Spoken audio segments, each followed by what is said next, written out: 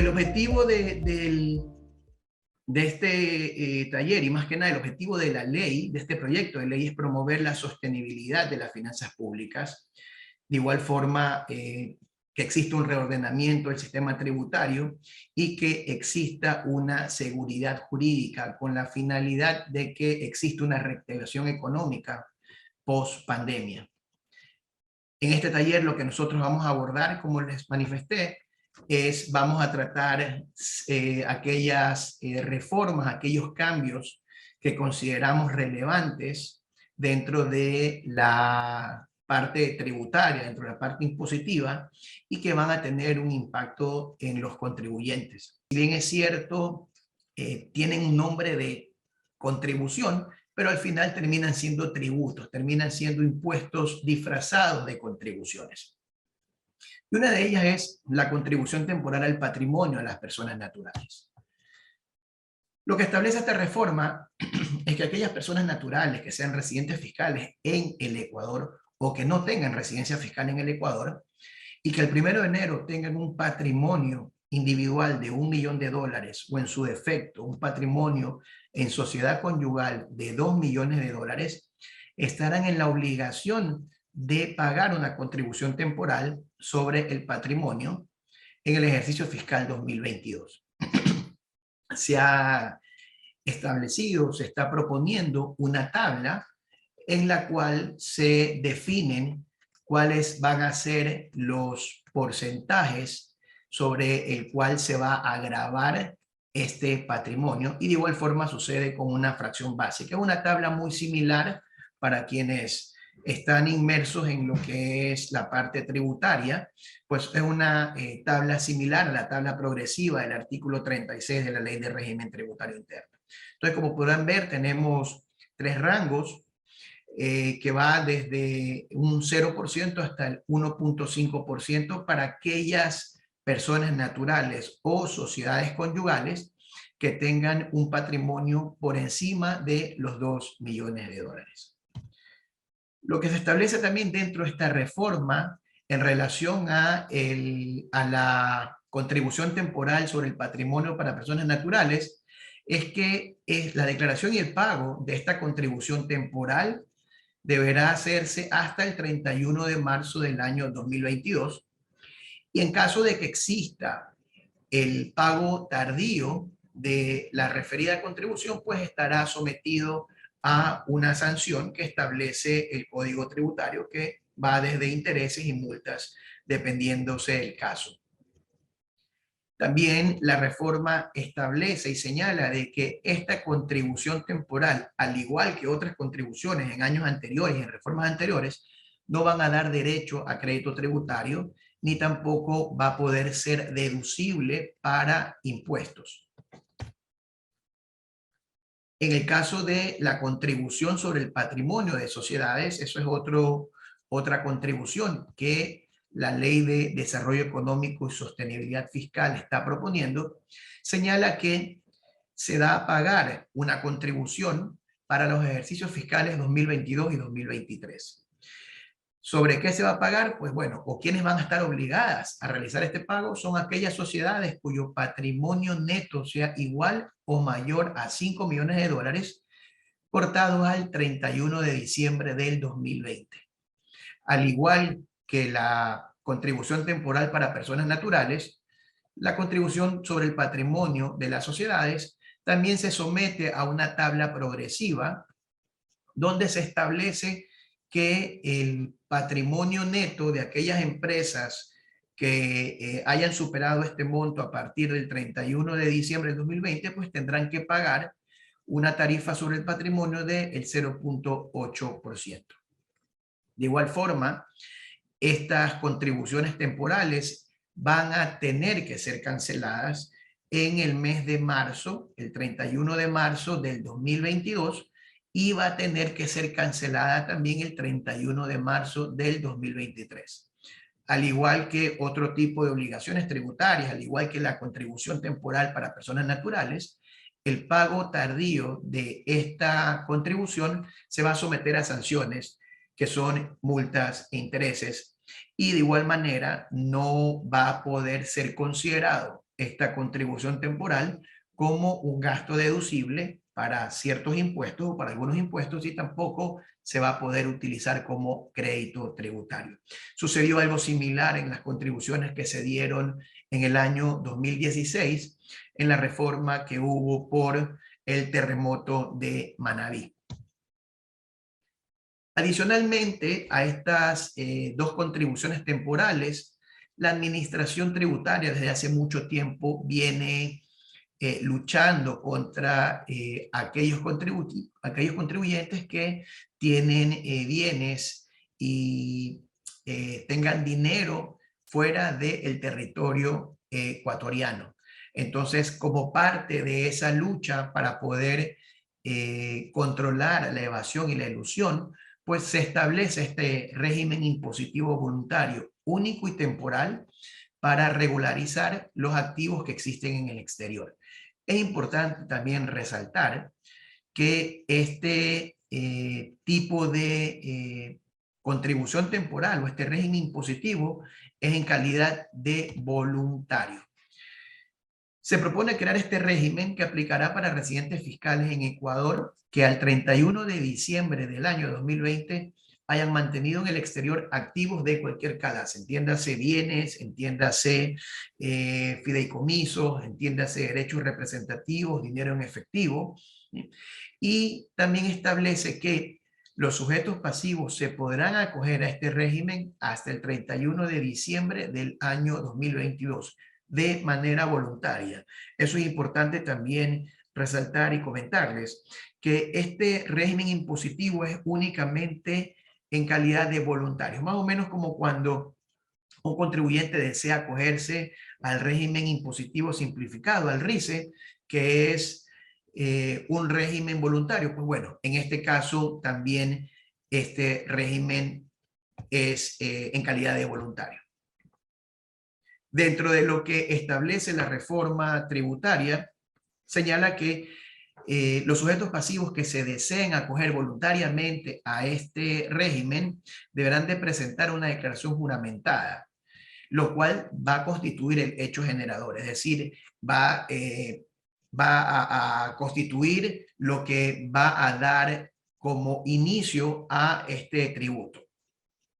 También establece la reforma que este régimen impositivo no es ningún proceso de remisión de obligaciones tributarias. Dentro de la reforma hay ciertos incisos, ciertos párrafos muy interesantes que señalan que el hecho de que uno declare juramentadamente sus patrimonios, sus bienes que tienen en el exterior, no está exento de que igual algún ente de control lo pueda revisar. Entiéndase pues aquellos que controlan lo que es lavado de activos o los que controlan cualquier tipo de otra información. La base imponible de este impuesto está constituido por el monto de los activos de cualquier clase que el sujeto pasivo posee en el exterior cortados al 31 de diciembre del 2020. Es muy importante también señalar que, bueno, pues toda ley para que sea debidamente aplicada necesita tener un reglamento. Hoy en día lo único que está propuesto obviamente es la ley, y la forma como se van a aplicar todas estas contribuciones, cómo se van a hacer las reformas a ciertos cuerpos legales, a ciertas leyes, va a tener que estar debidamente establecido en el reglamento que posteriormente va a tener que salir. La reforma establece que la tarifa aplicable para la regularización de los activos del exterior va a ir desde el 3.5% hasta un 5.5%.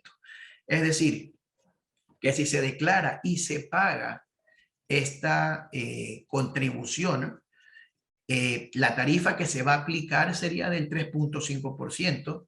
Si se hace la declaración y se paga hasta el 30 de junio del año 2022, la tarifa va a ser del 4.5%. Y finalmente, si es que se declara y paga hasta el 31 de diciembre del año 2022, la tarifa sobre la cual se deberá calcular el impuesto es del 5.5%.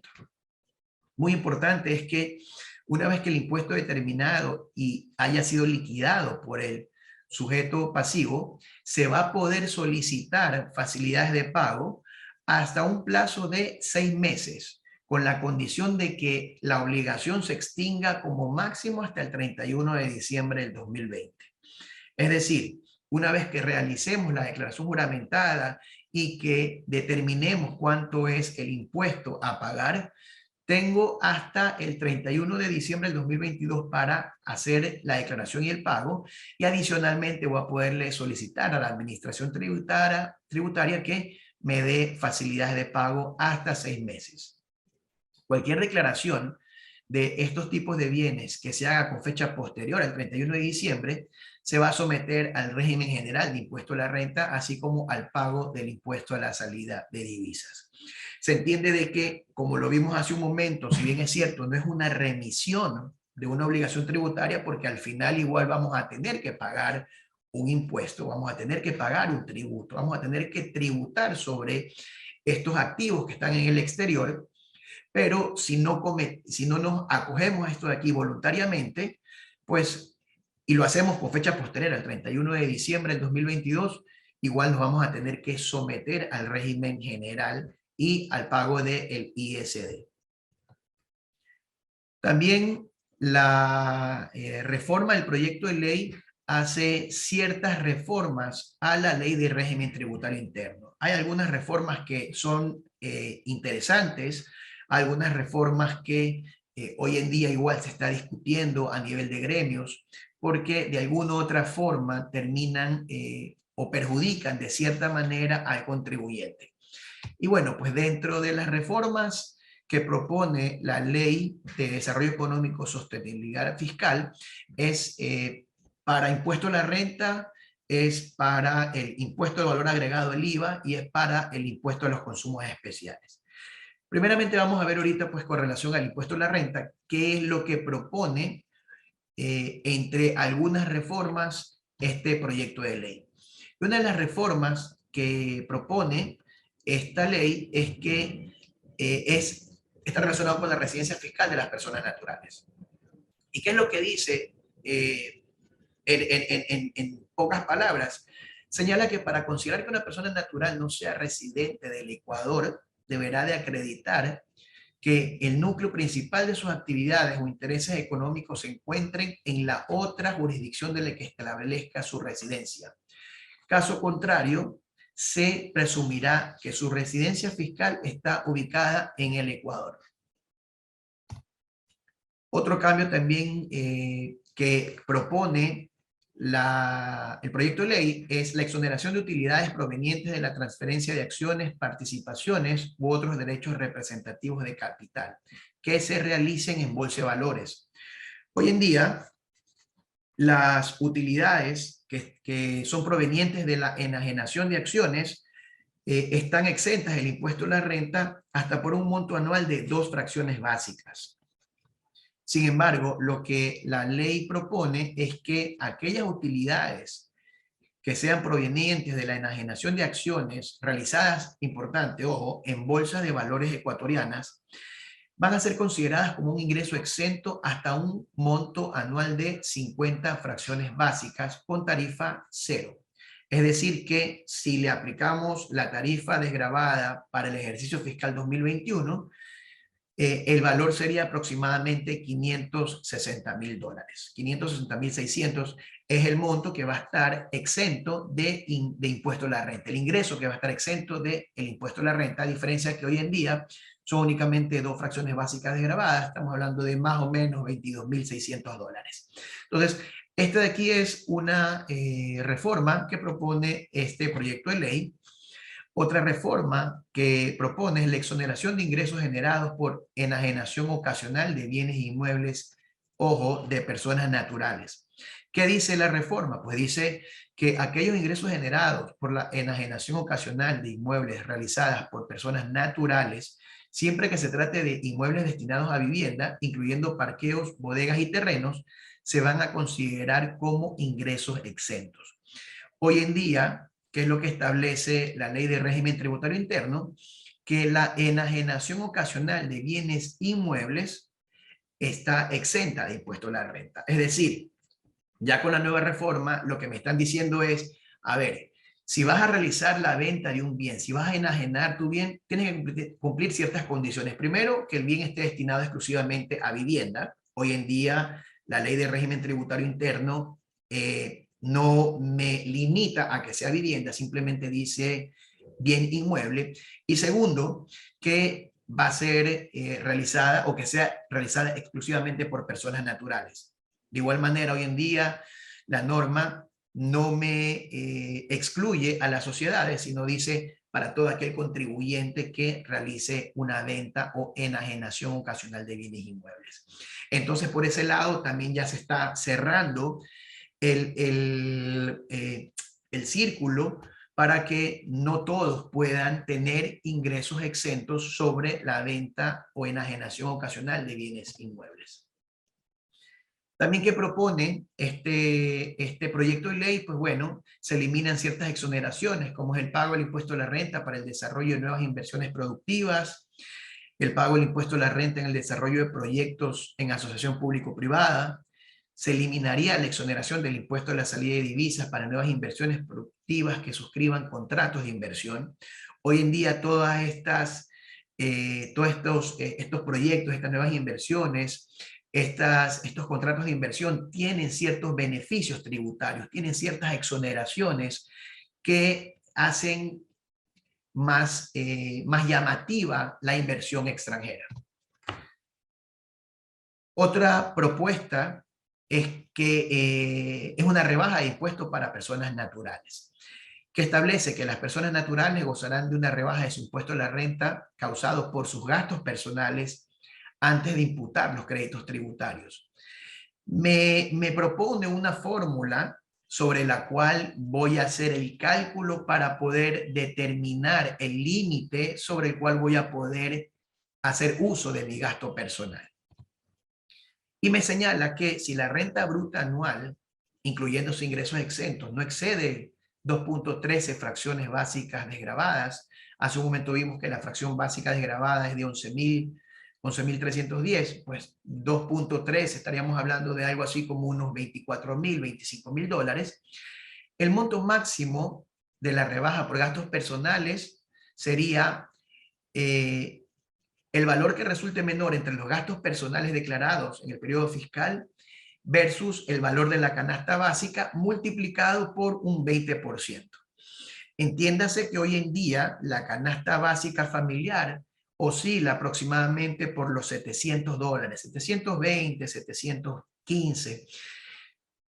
Digamos en números cerrados, para hacer un poquito más fácil el cálculo, más sencillo, estamos hablando de $700 multiplicado por 7, estaríamos hablando de que serían 4.900, por decirlo así, el límite o el tope que tendría una persona natural para poder luego aplicar la fórmula sobre la cual establecer el beneficio del uso de los gastos personales. ¿Y por qué digo el beneficio del uso del gasto personal? Porque la diferencia que existe con la ley actual, la ley vigente, hoy en día las personas naturales pueden deducirse sus gastos personales con un límite máximo de aproximadamente $14.000. Va a depender de unos factores, pero máximo lo que uno puede deducirse son $14.000. Bueno, si tienes enfermedades catastróficas, es una consideración diferente, vas a tener más o menos como $22.000 para poderte deducir, pero en términos generales hablemos de 11.000, de $14.000 que te puedes deducir hoy en día. Y lo vas a poder deducir antes de poder determinar tu base imponible para el cálculo del impuesto a la renta. Entonces, por ahí tengo un monto superior que lo voy a poder deducir a mi resultado o para poder determinar mi base imponible. Hoy en día la propuesta es, primero, que ya lo máximo que voy a poder utilizar como gastos personales van a ser 4.900, porque me dice va a ser el menor valor que resulte entre los 4.990 o los gastos que utilice o los gastos personales que tenga declarados en el ejercicio fiscal. Entonces, digamos que el tope va a ser los 4.900. Entonces, sobre ese monto, pues vamos a aplicar ya sea el 20%, más adelante en la próxima lámina vamos a ver que puede ser el 10% si es que la renta bruta anual excede los 2.13 fracciones básicas, pero la diferencia con la ley actual es que esta rebaja lo voy a poder utilizar como un crédito tributario. Es decir, no lo voy a poder deducir para determinar mi impuesto o mi base imponible, sino más bien voy a tener que usarlo como un crédito tributario.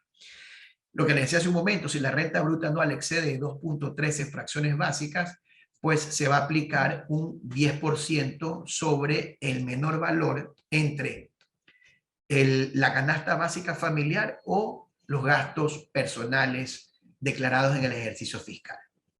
Entonces, eso de ahí es un tema que está siendo de mucho debate, porque si bien es cierto, dentro de lo que establece el Código Tributario, señala que pues quien más gana, pues debe de contribuir más. Sin embargo, hay cierta contraposición, porque igual en este caso nos están limitando a la cantidad de gastos que voy a poder usar. Ojo, lo dejo muy claro, no es que me voy a poder deducir ahora, sino voy a poder hacer uso de estos gastos personales. Entonces, este tema es hoy en día un tema de mucho debate. ¿Qué otra reforma también tenemos? Pues bueno, hoy en día la Ley de Régimen Tributario Interno en su artículo 36 establece una tabla progresiva para el cálculo del impuesto a la renta de las personas naturales.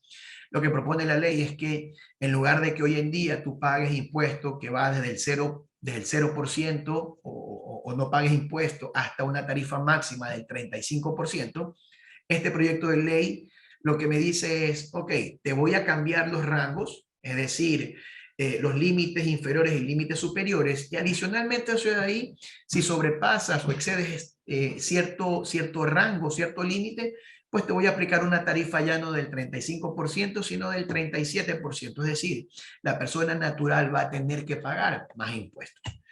Como ustedes podrán apreciar en la lámina, pues el impuesto sobre la fracción excedente iría desde un 5% hasta un 37%.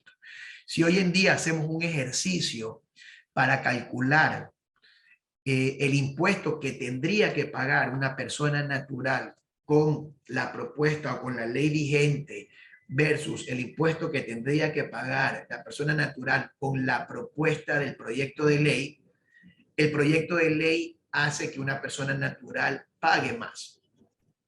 No solamente porque las tarifas han variado o porque tienes una tarifa superior, sino también porque los rangos de las fracciones básicas y el exceso han variado, además de que la posibilidad de hacer el uso de los gastos personales también está contraída, está reducida. También se aborda una reforma en cuanto al impuesto a la herencia. Se establece que se va a exonerar el pago del impuesto a la herencia a aquellos beneficiarios dentro del primer grado de consanguinidad con el causante. Hoy en día no existe una exoneración, sino más bien lo que la norma me señala es que para aquellos beneficiarios de un impuesto a la herencia tienen la posibilidad de deducir el 50% de la mitad de la tarifa del impuesto a la renta. Estamos hablando que también en el artículo 36 hay una tabla de impuesto a la herencia, legados, donaciones y hallazgos. Entonces, si tú eres una persona que estás dentro de hasta el segundo grado de consanguinidad, vas a poder hacer uso de este beneficio deduciéndote la mitad de la tarifa que está establecida en esa tabla. Hoy en día se propone pues eliminar el impuesto a la herencia para aquellos beneficiarios dentro del primer grado de consanguinidad. De igual manera, el impuesto a la renta único a la utilidad en la enajenación de acciones provenientes de sociedades domiciliadas en territorio ecuatoriano, el proyecto propone eliminar la tabla progresiva de impuesto a la renta y se propone fijar una tarifa única del 10%. Hoy en día, existe igual en el artículo enumerado siguiente al artículo 37 de la Ley de Régimen Tributario Interno, hay un que trata sobre el impuesto a la renta para la utilidad de la enajenación de acciones o derechos representativos de capital. Existe una tabla progresiva de igual forma que va desde el 0 hasta el 10%, sobre la cual hay que aplicar la utilidad en el caso de que exista sobre la enajenación de acciones. Hoy en día lo que propone esta reforma es, pues bueno, saquemos la tabla progresiva y en su lugar vamos a aplicarle el 10% a cualquier monto. De igual forma, se propone eliminar dentro de lo que son las retenciones en la fuente sobre pagos al exterior, se propone eliminar el requisito de mantener un certificado de auditores independientes que sustenten aquellos gastos cuando el ingreso no se considera grabado en el Ecuador. Esto generalmente se utiliza cuando se hacen usos de convenios para evitar la doble imposición.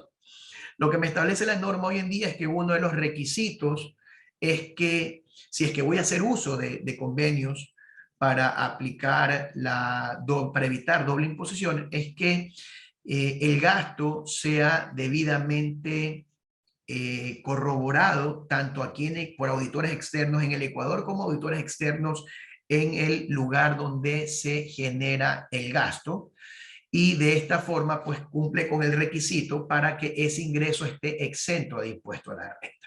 Es decir, si voy a hacer uso del convenio para evitar doble imposición y el convenio me establece que el ingreso está exento en Ecuador, es decir, va a gravar en el país de origen, entonces una de las condiciones es que, pues bueno, tengo que hacer uso o tengo que emitir un informe de auditores externos independientes que tengan oficinas en Ecuador como en el país de origen. Se propone pues eliminar ese requisito. De igual forma, lo que se propone es que se reduzca en 3 puntos porcentuales la tarifa del impuesto a la renta hasta por un lapso de 15 años a aquellas sociedades que se constituyen a partir de la vigencia de esta ley y que se constituyeran en sociedades existentes y que tengan y desarrollen nuevas inversiones. En la actualidad no me reduce puntos porcentuales, sino más bien lo que me hace es me exonera del pago del impuesto a la renta por una cantidad fija de años. De igual forma, para aquellas sociedades que suscriban contratos de inversión, lo que el proyecto de ley propone es que se reduzcan hasta en 5 puntos porcentuales la tarifa de impuesto a la renta para aquellas sociedades que se constituyan o que se desarrollen a partir de esta ley. Esas son las condiciones, que la reducción de la tarifa aplicará única y exclusivamente a los ingresos objeto de impuesto a la renta. Las sociedades deberán mantener un centro de costos diferenciado. Esto es muy importante porque cuando se hizo o se propuso las reformas tributarias anteriores, donde se permitía la exoneración del impuesto a la renta o del pago del impuesto a la renta sobre aquellas sociedades que, por ejemplo, estén establecidas en ciertos cantones diferentes a Quito y Guayaquil, sí se establecía de que también deberían de poder identificar aquellos ingresos de estas nuevas inversiones. Entonces, una de las condiciones hoy en día es, bueno, las sociedades deberán mantener un centro de costos diferenciado. De tal forma, me imagino yo que en su momento, para cuando la administración tributaria desee realizar algún tipo de revisión, pues obviamente pueda ser mucho más sencillo poder diferenciar cuáles son aquellos ingresos de estas nuevas inversiones. También establece que el cambio de propiedad no implica inversión nueva. Se reconocería como inversión nueva aquella distinta que acompañe a la adquisición de activos productivos. Esos son básicamente, consideramos las reformas en la parte de impuesto a la renta que mayor impacto podrían causar a las sociedades y a las personas naturales. Ahora vamos a ver el tema del impuesto al valor agregado. La reforma establece de que van a haber nuevos bienes que van a estar grabados con tarifa 0%, y entre esas vamos a tener pues las baterías, los cargadores para electrolineras, para vehículos híbridos y eléctricos, únicamente para transporte público y de carga. De igual forma, van a estar grabados con tarifa 0%, ¿sí? Aquellos bienes de cuidado y higiene personal femenina, como son las toallas sanitarias, tampones, copas, pañales desechables. De igual forma, las mascarillas, los oxímetros, el alcohol y el gel antibacterial, que tengan una concentración de alcohol superior al 70%, pues también van a estar exentas, o mejor dicho, grabados con tarifa 0% de impuesto a la renta. De igual manera, la importación de combustibles derivados de hidrocarburos, biocombustibles y gas natural destinados para el consumo interno del país también van a ser bienes que van a estar grabados con tarifa 0%. Dentro de los servicios, y esto de aquí es algo que se entiende va a facilitar que el turismo llegue un poco más al Ecuador, y son aquellos servicios prestados por establecimientos de alojamiento turístico a turistas extranjeros, ¿sí? Es decir, si yo soy un turista extranjero, cumplo ciertas condiciones que lo vamos a ver más adelante dentro de las disposiciones transitorias, y estos establecimientos están debidamente inscritos en el Registro Nacional de Turismo y cuentan con una licencia única anual de funcionamiento, pues ellos también van a tener la posibilidad de ofrecer servicios que estén grabados con tarifa de 0% de impuesto al valor agregado.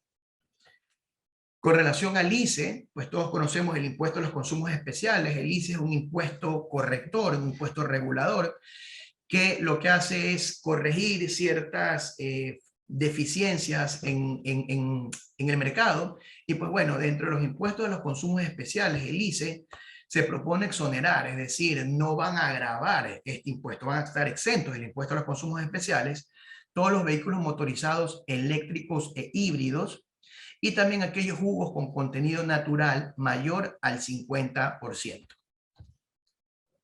Aquellos bienes que no están grabados con ICE van a ser los videojuegos, ya no van a estar grabados con ICE.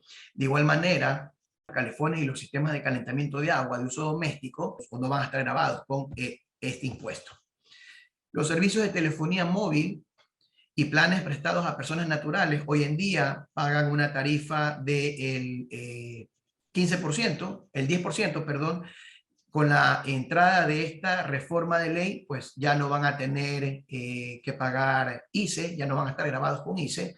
Y lo mismo sucede con los servicios de telefonía fija y planes que comercialicen únicamente voz, datos y mensajes de texto prestado a sociedades. Es decir, si yo contrato un plan de telefonía fija con un plan de datos, pues ya no voy a tener que pagar el ICE en caso de que la propuesta pase por el Pleno de la Asamblea.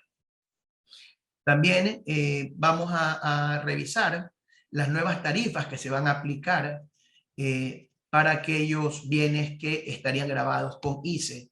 Y por ejemplo tenemos que los servicios de televisión pagada, excluyendo la modalidad streaming, estaría grabado con un 15%. Las cuotas, membresías, afiliaciones, acciones y similares que cobren a sus miembros y usuarios los clubes sociales para prestar sus servicios también van a estar grabados con un 30% del impuesto a los consumos especiales. La cerveza industrial va a tener una tarifa de valor del 75%, la cerveza artesanal de igual manera un 75%, y el alcohol para uso distinto a bebidas alcohólicas y farmacéuticas, así como las bebidas alcohólicas, van a tener una tarifa ad valorem del 75%, sumada a una tarifa específica por litro de alcohol puro. Entonces, eso es lo que se conoce como tarifa mixta, es decir, la suma de uno más la suma de otro me establece una tarifa sobre la cual se va a pagar el impuesto a los consumos especiales, este tipo de bienes y servicios. Propone es eliminar dos regímenes impositivos: el régimen impositivo simplificado, que es el famoso RICE, y el régimen impositivo para microempresas. Entonces, este proyecto de ley propone eliminar ambos regímenes impositivos y va a proponer un régimen que es conocido como el RIMPE, lo vamos a ver más adelante, ¿sí? Que analizándolo ya con más detenimiento es muy similar al régimen impositivo para microempresas. Tiene ciertas variaciones porque me ponen una tabla progresiva para el cálculo y el pago del impuesto a la renta. Simplificado es para emprendedores y negocios populares, conocido como régimen RIMPE.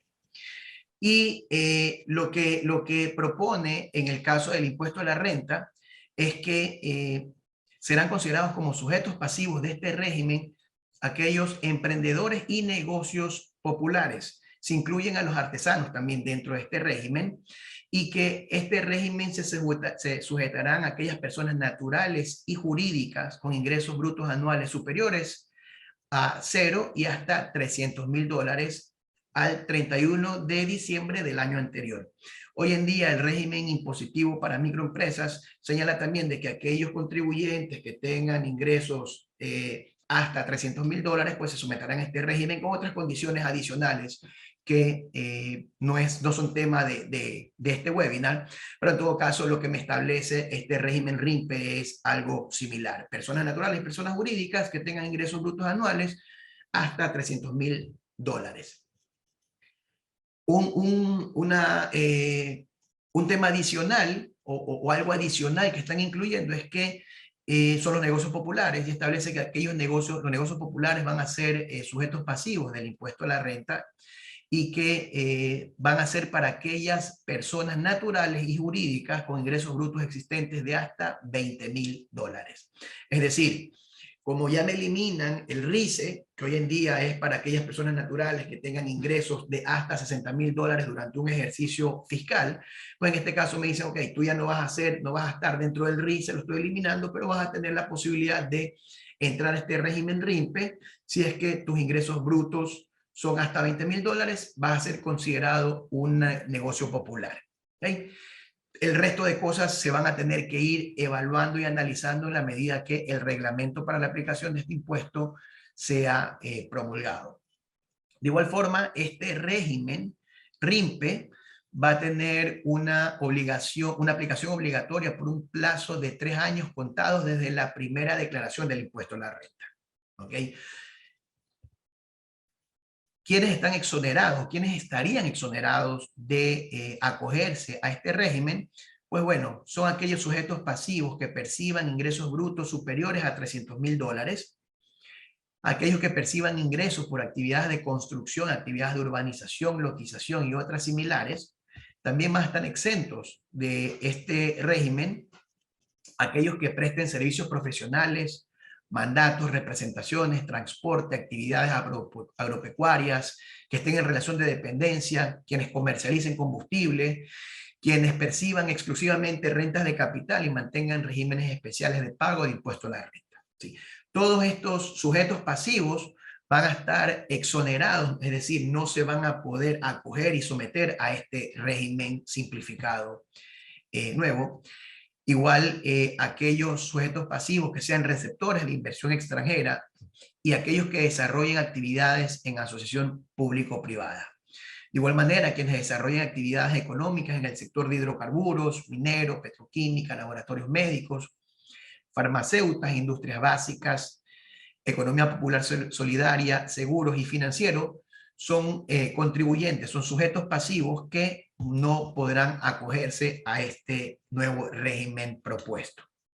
Como les decía, al momento que estamos abordando este régimen, pues bueno, se propone una tarifa, una tabla progresiva para el pago de este impuesto a la renta, que va desde el 0% hasta el 2% para aquellos sujetos pasivos que tengan ingresos hasta $300,000.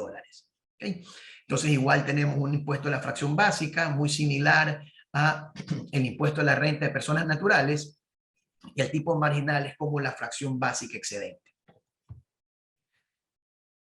La reforma establece que el impuesto a la renta va a ser o debería ser liquidado anualmente hasta el 31 de marzo de cada año, conforme lo establezcan las resoluciones que va a emitir la administración tributaria relacionadas con este nuevo régimen simplificado.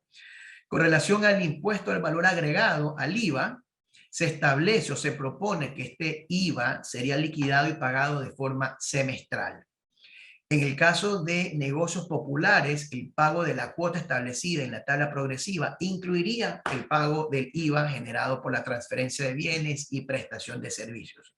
Si nosotros igual recordamos el régimen impositivo simplificado ecuatoriano, RISE, que por sus siglas se lo conoce como RISE, pues hoy en día también establece una tabla con una tarifa fija y va a depender mucho de los ingresos, el valor que se venda de manera mensual para establecer esta tarifa, y como ustedes recordarán, pues no están grabados de impuesto a la renta y tampoco está grabado del IVA, por algo el documento que ellos utilizan para poder al momento de que generen una transacción comercial es una nota de venta.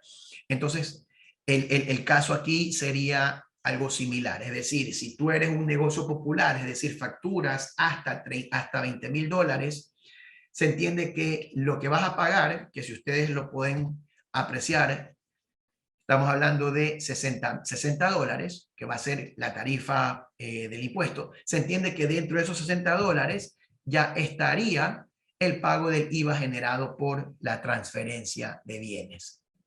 Entonces, el IVA se va a pagar de forma semestral. También existen reformas al Código Tributario. Hay unas reformas muy interesantes que está proponiendo este proyecto de ley, y una de esas reformas es la facilidad de pago. Se eliminaría la obligatoriedad de pagar el 20% de la obligación tributaria y también la concesión de facilidades de pago de hasta 48 meses. Como nosotros podemos recordar, hoy en día, si presentamos una garantía real, la administración tributaria me podría dar hasta 48 meses para poder realizar el pago de mi impuesto a la renta. Tampoco se va a considerar, no se van a considerar facilidades de pago por obligaciones tributarias aduaneras.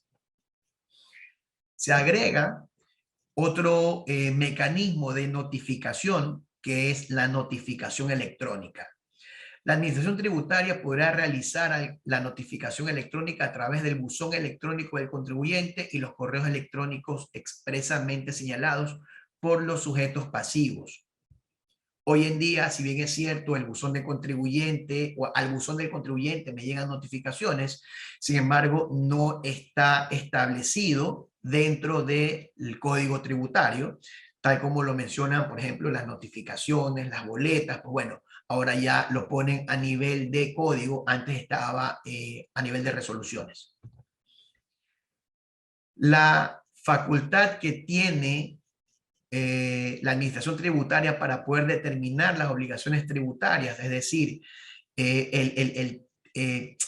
la caducidad para poder aplicar esta facultad determinadora, hoy en día es de 3 años, 6 años y pues hasta un 7º año, en caso de que haya sido notificado por la administración tributaria.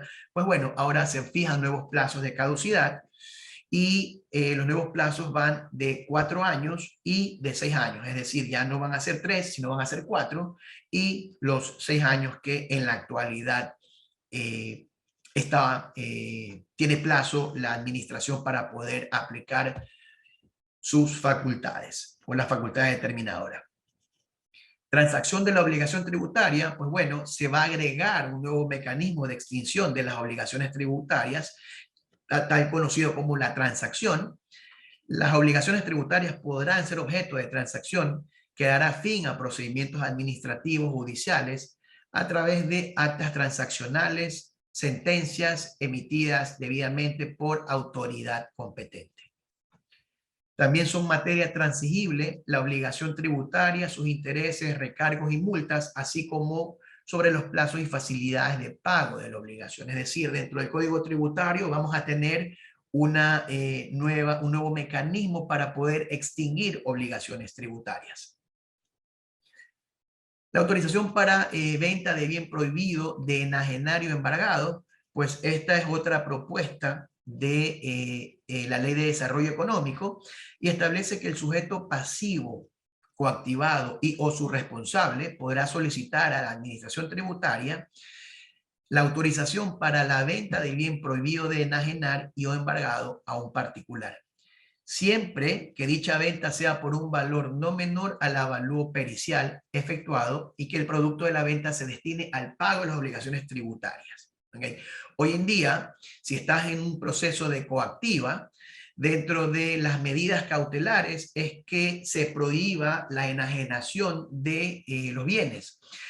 Con esta reforma de ley, pues si estoy dentro de un proceso de coactiva, le puedo solicitar a la administración que si tengo una persona interesada en comprar un bien y que en la medida que yo venda ese bien, el uso o el destino que le dé esos recursos sea exclusivamente para el pago de la obligación tributaria, pues se podría dar esa posibilidad. Es decir, la reforma me da esa alternativa.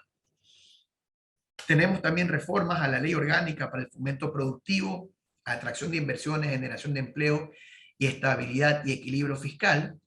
Dentro de las reformas que se proponen es la eliminación de exoneraciones. Se eliminaría la exoneración del impuesto a la salida de divisas por pagos al exterior por concepto de distribución de dividendos a beneficiarios efectivos residentes. Y también se eliminaría la exoneración del impuesto a la renta para inversiones en industrias básicas. Dentro de las reformas a la ley de equidad tributaria, tenemos que se exoneraría el impuesto a la salida de divisas para aquellos pagos realizados al exterior por concepto de importación de bienes de capital y materias primas efectuados por sociedades que suscriban contratos de inversión hasta por los montos y plazos establecidos en dichos contratos de inversión. Hoy en día, si es que algún sujeto pasivo importa bienes de capital y materias primas, al momento del pago de esa importación, se le deberá de retener el impuesto a la salida de divisas para todo pago. En este caso dice, ok, si ustedes van a suscribir un contrato de inversión, para aquellos pagos que van a hacer al exterior, van a enviar divisas fuera del Ecuador por la importación de bienes de capital y materias primas, pues ok, les vamos a dar la posibilidad de que no paguen el impuesto a la salida de divisas. Importante mencionar que hoy en día el impuesto a la salida de divisas, como muchos de ustedes ya lo conocen, puede ser considerado como un crédito tributario o en su efecto puede ser considerado como un gasto deducible, dependiendo si es que este bien de capital, la materia prima o el insumo, forma parte de un proceso productivo y adicionalmente consta dentro de un listado que emite el Comité de Política Tributaria. También existen reformas al Código Orgánico de la Producción, Comercio e Inversiones, el COPSI, en las cuales se elimina pues, la prohibición de considerar como inversión nueva el mero cambio de propiedad de activos productivos. También se eliminan los incentivos fiscales previstos en el referido Código Orgánico. También no se consideraría como inversión nueva el mero cambio de propiedad de activos o créditos entre partes relacionadas. También tenemos que los contratos de inversión, el monto y plazo y los beneficios tributarios y no tributarios serán pactados entre el Comité Estratégico de Promoción y los inversionistas. Una vez que fuera aprobado el contrato de inversión, los entes reguladores que emitan los permisos, autorizaciones o cualquier título habilitante tendrán un término de 30 días para emitir dichos títulos habilitantes. Tenemos también reformas a la ley del RUC, ley del Registro Único de Contribuyentes. La reforma establece que aquellas personas naturales y sociedades que no residan en el Ecuador y cuya actividad exclusiva sea efectuar inversiones en activos financieros no estarían en la obligación de inscribirse al RUC. Hoy en día, cualquier persona natural que no reside en el Ecuador por cualquier tipo de operación que genere ingresos de fuente ecuatoriana están obligadas a inscribirse en el RUC. Dentro de las reformas a la Ley de Creación del Servicio de Rentas Internas, se propone la creación de un registro de beneficiarios finales, que sería como un registro de datos públicos que tendrá como función recoger, difundir y registrar información que permite identificar a beneficiarios finales e integrantes de la cadena de titularidad de las sociedades. Okay, entonces, esto es otra reforma que se propone para la ley de creación del servicio de rentas internas. Y ya finalmente vamos a revisar lo que establecen las disposiciones generales y las disposiciones transitorias de la Ley de Desarrollo Económico y Sostenibilidad Fiscal. Y dentro de las disposiciones generales establece que, bueno, pues los valores pagados por concepto del impuesto único y temporal para la declaración de activos no serán susceptibles de reclamo o solicitud de pago indebido o en exceso. Es decir, esos valores que yo pague por concepto del impuesto, no puedo decirle a la administración tributaria que me los devuelva. De igual forma, establece la disposición general que el presidente de la República podrá reducir la tarifa del IVA del 12 hasta el 8%, hasta por un máximo de 12 días al año durante feriados o fines de semana. Dentro de las disposiciones transitorias, finalmente, tenemos que en el plazo máximo de un año, contado a partir de la publicación de la ley, los sujetos pasivos del impuesto a la renta que se encuentren obligados a emitir comprobantes de venta, emitidos a facturar, deberán de haberse incorporado al esquema de facturación electrónica.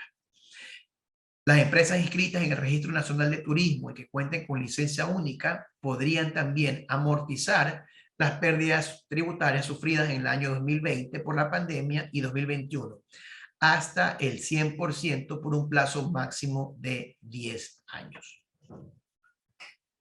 Se fijan facilidades de pago hasta por un máximo de 48 meses por aquellas deudas tributarias con el SRI u obligaciones con el IES, como vimos anteriormente. Dentro del Código Tributario en la actualidad existe la posibilidad de que se solicite facilidades de pago hasta 48 meses, prendando una garantía real.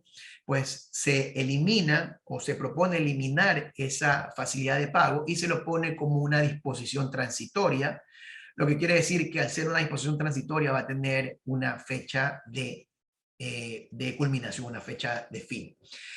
Tampoco se causará impuesto a la renta que grava la enajenación ocasional de bienes inmuebles realizadas por personas naturales o sociedades en la primera transferencia de dominio del respectivo inmueble. Como vimos, lo que propone dentro de lo que es impuesto a la renta, este proyecto de ley, es que la enajenación ocasional de bienes inmuebles destinados exclusivamente a la vivienda y que sean realizados por personas naturales estén grabados o ya no sean exentos de impuesto a la renta.